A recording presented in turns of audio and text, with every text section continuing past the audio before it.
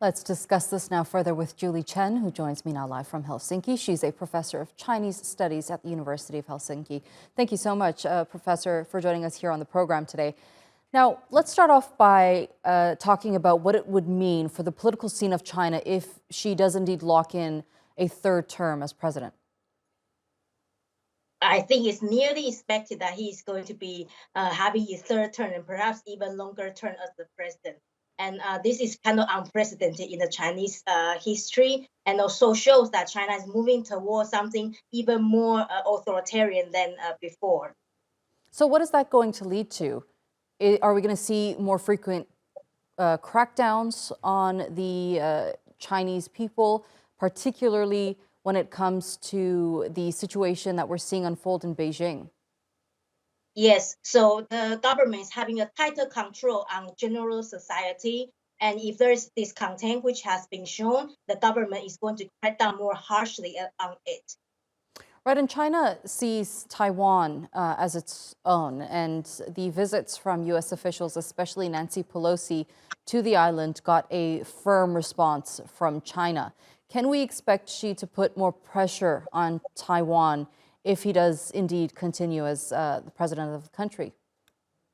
I think we have to wait and see what happens in this party congress and whether there will be a more clear guidelines how they are going to unify with Taiwan, and also whether the military is a part of the option for taking over Taiwan if Taiwan resists to peacefully unify with China. Well, when we did hear from the leader, Tsai Ing-wen, she said that a military intervention is no option for Taiwan, but they are open to dialogue. And China, on the other hand, says we're open to the reunification of China into Taiwan. So what do you think is going to happen with this divided dynamic?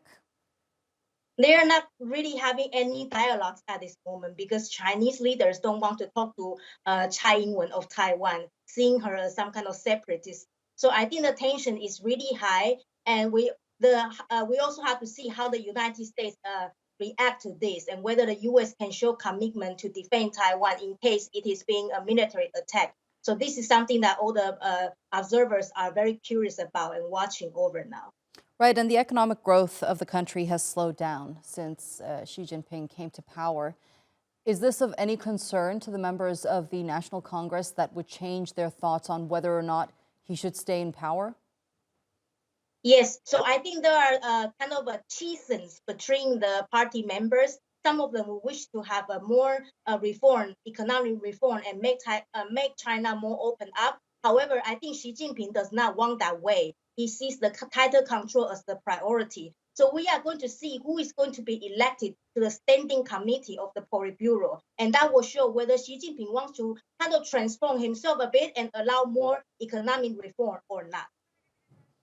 All right, Professor of Chinese Studies at the University of Helsinki, Julie Chen, thank you for being with us here on the NewsHour.